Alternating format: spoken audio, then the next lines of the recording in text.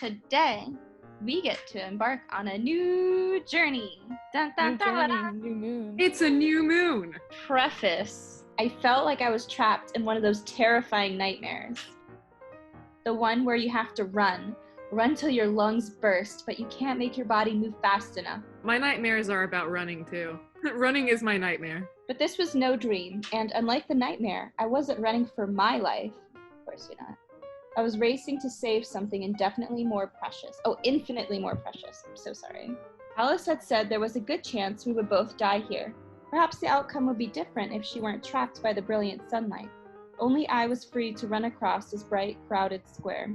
As the clock began to toll out the hour, vibrating under the soles of my sluggish feet, I knew I was too late, and I was glad something bloodthirsty waited in the wings. The clock tolled again, and the sun beat down from the exact center point of the sky. Dun dun dun. End of preface. Yes. Chapter 1. Party. I was 99.9% sure I was dreaming. The reasons I was so certain were that first, I was standing in a bright shaft of sunlight, the kind of blinding clear sun that never shone on my drizzly new hometown in Forks, Washington. And second, I was looking at my grandma Marie. Gran had been dead for 6 years now, so that was solid evidence toward the dream theory. Gran hadn't changed much. Her face looked just the same as I remembered it. Our mouths, hers a wizened pucker, spread into the same surprised half smile at just the same time. I was about to ask her a question. I had so many. What was she doing here in my dream? But she opened her mouth when I did, so I stopped to let her go first. She paused. 2. That's a weird comma choice. She paused. 2. And then we both smiled at the little awkwardness. I think it's just like an Oxford comma, but not a normal one. You don't need the first comma. She should have been like, she paused too. And then we both smiled. Bella? It wasn't Gran who called my name, and we both turned to see the addition to our small reunion. I didn't have to look to know who it was. This was a voice I would know anywhere. Edward. Even though I was always thrilled to see him, conscious or otherwise, and even though I was almost positive that I was dreaming, I panicked as Edward walked toward us through the glaring sunlight. I panicked because Gran didn't know that I was in love with a vampire. Nobody knew that. What was he doing? The whole reason he lived in Forks, the rainiest place in the world, was so that he could be outside in the daytime without exposing his family's secret. Yet here he was, strolling gracefully toward me, with the most beautiful smile on his angel's face, as if I were the only one here. But now I wished he could hear me too, so that... She did it again. Get rid of that comma. I shot a panicked glance back at Gran and saw that it was too late. She was just turning to stare back at me, her eyes as alarmed as mine. Edward, still smiling so beautifully that my heart felt like it was going to swell up and burst through my chest, put his arm around my shoulder and turned to face my grandmother. Gran's expression surprised me. Instead of looking horrified, she was staring at me sheepishly, as if waiting for a scolding. Only then, as I looked at the bigger picture, did I notice the huge gilt frame that enclosed my grandmother's form. Uncomprehending, I raised the hand that wasn't wrapped around Edward's waist and reached out to touch her. She mimicked the movement exactly. Like a mirror. With a dizzying jolt, my dream abruptly became a nightmare. There was no Gran. That was me. Me in a mirror. Me, ancient, creased, and withered. Edward stood beside me, casting no reflection. He pressed his icy, perfect lips against my wasted cheek. Happy birthday, he whispered. Oh gosh, that would be a nightmare, wouldn't it? I woke with a start, my eyelids popping open. Sounds horrible, I don't know why. My eyelids popping open wide and gasped. Dull gray light. The familiar light of an overcast morning took the place of the blinding sun in my dream. Just a dream, I told myself. It was only a dream. The little calendar in the corner of the clock's display informed me that today was September 13th. Today was my birthday. I was officially 18 years old. This bleak date had lurked in ambush, waiting to spring. And now that it had hit, it was even worse than I'd feared it would be.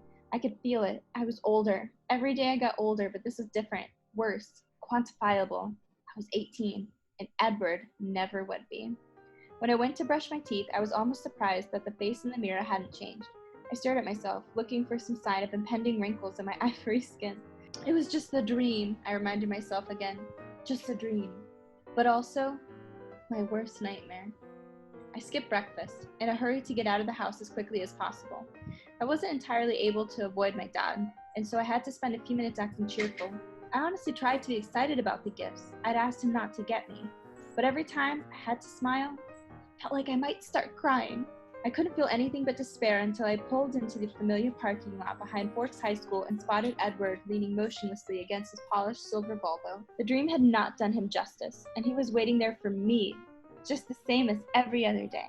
His sister Alice was standing by his side waiting for me too. The sight of Alice waiting there, her tawny eyes brilliant with excitement and a small silver-wrapped square in her hands, made me frown. I told Alice I didn't want anything. Not gifts or even attention for my birthday. Alice skipped forward to meet me, her pixie face glowing under her spiky black hair. Happy birthday, Bella! Shh, I hissed, glancing around the lot to make sure no one had heard her. She ignored me. Do you want to open your present now or later? She asked eagerly as we made our way to where Edward still waited. No presents, I protested in a mumble. She finally seemed to process my mood. Okay, later then. We reached Edward then, and he held out his hand for mine. I took it eagerly, forgetting for a moment my glum mood. His skin was, as always, smooth, hard, and very cold. He gave my fingers a gentle squeeze. So, as discussed, I am not allowed to wish you a happy birthday, is that correct? Yes, that is correct. Just checking. He ran his hand through his tousled bronze hair. Might have changed your mind. Most people seem to enjoy things like birthdays and gifts. Alice laughed, and the sound was all silver, a wind chime. I don't know how to make that laugh, sorry. I don't know, laugh. When you did that, instantly Snow White popped into my head. Yep. Yeah, Snow White was in one of them, and she was like, ah! My gosh, like every time I was like, get the freaking mute button! Of course you'll enjoy it. Everyone is supposed to be nice to you today and give you your way, Bella. What's the worst that could happen? She meant it as a rhetorical question. Getting older, I answered anyway, and my voice was not as steady as I wanted it to be. Beside me, Edward's smile tightened into a hard line. 18 isn't very old, Alice said. Don't women usually wait till they're 29 to get upset over birthdays? It's older than Edward, I mumbled. He sighed. Technically, she said, keeping her tone light, just by one little year, though. And I supposed if I could be sure of the future I wanted, sure that I would get to spend forever with Edward, then a year or two, one direction or the other, wouldn't matter to me so much. But Edward was dead set against any future that changed me, any future that made me like him, that made me immortal, too. An impasse, he called it. What time will you be at the house? Alice continued, changing the subject. I didn't know I had plans to be there. Oh, be fair, Bella, she complained. You aren't going to ruin all our fun like that, are you? I thought my birthday was about what I wanted. I'll bring her over around 7, he continued. That will give you more time to set up. Alice's laughter chimed again. Sounds good. See you tonight, Bella. It'll be fun. You'll see. She grinned. The wide smile exposed all her perfect glistening teeth, then pecked me on the cheek and danced off toward her first class before I could respond. We're going to be late for class. No one bothered to stare at us as we took our usual seats in the back of the classroom. Edward and I had been together too long now to be an object of gossip anymore. Even Mike Newton didn't bother to give me the glum stare that used to make me feel a little guilty. He smiled now instead, and I was glad he seemed to have accepted that we would only be friends. As the day progressed, I considered ways to get out of whatever was going down at the Cullen house tonight. She's so thick. What do you mean, whatever? It's obviously a birthday party. Birthday party. You dumb. But she couldn't figure out prom either. It would be bad enough to have to celebrate when I was in the mood to mourn. Anyway, but worse than that, this was sure to involve attention and gifts. Attention is never a good thing, as any other accident-prone klutz would agree. No one wants a spotlight when they're likely to fall in their face. Edward didn't seem to understand why I objected to him spending money on me, why it made me uncomfortable if he took me to an expensive restaurant in Seattle, why he wasn't allowed to buy me a car that could reach speeds over 55 miles an hour, or why I wouldn't let him pay my college tuition. Edward thought I was being unnecessarily difficult. But how could I let him give me things when I had nothing to reciprocate with? He, for some unfathomable reason, wanted to be with me. Anything he gave me on top of that just threw us more out of balance. As the day went on, neither Edward nor Alice brought my birthday up again, and I began to relax a little. We sat at our usual table for lunch. A strange kind of truce existed at that table. The three of us, Edward, Alice, and I, sat on the extreme southern end of the table. Now that the older and somewhat scarier, in Emmett's case certainly, Cullen siblings had graduated, Alice and Edward did not seem quite so intimidating, and we did not sit here alone. My other friends, Mike and Jessica, who were in the awkward post-breakup friendship phase, Angela and Ben, whose relationship had survived the summer, Eric, Connor, Tyler, and Lauren, all sat at the same table, on the other side of an invisible line. That line dissolved on sunny days when Edward and Alice always skipped school, and then the conversation would swell out effortlessly to include me. The afternoon passed quickly. School ended, and Edward walked me to my truck as he usually did, but this time he held the passenger door open for me. It's my birthday. Don't I get to drive? I'm pretending it's not your birthday, just as you wished. If it's not my birthday, then I don't have to go to your house tonight. You should be in a good mood. Today of all days, he whispered. His sweet breath fanned across my face. And if I don't want to be in a good mood, I asked, my breathing uneven. His golden eyes smoldered. Too bad. My head was already spinning by the time he leaned closer and pressed his icy lips against mine. As he intended, no doubt, I forgot all about my worries and concentrated on remembering how to inhale and exhale. His mouth lingered on mine, cold and smooth and gentle, until I wrapped my arms around his neck and threw myself into the kiss with a little too much enthusiasm. I could feel his lips curve upward as he let go of my face and reached back to unlock my grip on him. Oh, Bella, I'm gonna rip his hair out. Do vampires grow hair? I've always wondered, like, if they get a haircut, are they committed now? I don't know. Oh my gosh, there's two Claires. Don't let the other Claire know. Oh my gosh, doppelganger. Doppelganger, it's dangerous. Don't acknowledge her. If you know what's good for you, you didn't spend any money on my birthday presents. Not a dime, he said virtuously. Good. Can you do me a favor? That depends on what it is. He sighed, his lovely face serious. Bella, the last real birthday any of us had was Emmett in 1935. Cut us a little slack, and don't be too difficult tonight. Fine, I'll behave. I probably should warn you. Please do. When I say they're all excited, I do mean all of them. Everyone, I choked. I thought Emmett and Rosalie were in Africa. There's no cloud coverage in Africa. Well, I mean, I guess there could be, but it's not what comes to mind. They don't care. Like I could just not worry. This chapter is really long. It's very long. When will it end? We're pulling up to the house now. Bright light shined from every window on the first two floors. They were all waiting in the huge white living room. When I walked through the door, they greeted me with a loud chorus of "Happy birthday, Bella!" While Alice, I assumed, had covered every flat surface with pink candles and dozens of crystal bowls filled with hundreds of roses.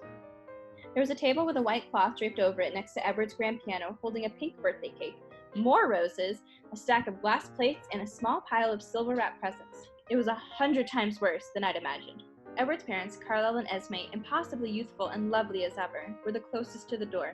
Esme hugged me carefully, her soft caramel-colored hair brushing against my cheek as she kissed my forehead, and then Carlisle put his arm around my shoulders. Sorry about this, Bella, he stage whispered. We couldn't rein in Alice. Rosalie and Emmett stood behind them. Rosalie didn't smile, but at least she didn't glare. Emmett's face was stretched into a huge grin. It had been months since I'd seen them. I have to step out for a second. He paused to wink conspicuously at Alice. Don't do anything funny while I'm gone. I'll try. Alice let go of Jasper's hand and skipped forward, all her teeth sparkling in the bright light. Jasper smiled too, but kept his distance. I knew it wasn't personal, just a precaution, and I tried not to be overly sensitive about it. Time to open presents, Alice declared. She put her cool hand under my elbow and towed me to the table with the cake and the shiny packages. I put on my best martyr face. Alice, I know I told you I didn't want anything, but I didn't listen, she interrupted, smug. Open it. She took the camera from my hands and replaced it with a big square silver box. I opened the box hoping for further illumination, but the box was empty. Thanks. Rosalie actually cracked a smile. Jasper laughed. It's a stereo for your truck, he explained. Emmett's installing it right now so that you can't return it. Thanks, Jasper, Rosalie, I told him. Thanks, Emmett, I called more loudly. I heard his booming laugh from my truck, and I couldn't help laughing too. Open mine and Edward's next, Alice said, so excited her voice was a high-pitched trill. I took the little package, rolling my eyes at Edward while I stuck my finger under the edge of the paper. Who does that? You just shred it with your nails. Anyway, and jerked it under the tape. I do that. All right. I open presents like the paper's gonna be saved, even though I throw away the paper. Well, that's nice. I open it like a psychopath. Shoot, I muttered when the paper sliced my finger. A single drop of blood oozed from the tiny cut. No! Edward roared, threw himself at me, flinging me back across the table like a moron. That was such a dumbass move. So she gets a paper cut, and this is how this idiot decides to save her, throwing her into a wall. It fell as I did, scattering the cake and the cake. I landed in the mess of shattered crystal. Jasper slammed into Edward, and the sound was like a crash of boulders in a rock slide. I tumbled down to the floor by the piano with my arms thrown out instinctively to catch my fall, into the jagged shards of glass. Only now did I feel the searing, stinging pain that ran from my wrist to the crease inside my elbow. Dazed and disoriented, I looked up from the bright red blood into the fevered eyes of the 6 suddenly ravenous vampires. End of chapter! At long last. At long last. The next chapter is called Stitches. I didn't do it. I did it wrong again. I forgot the comma. Dang it! Sorry. Jenna gets it.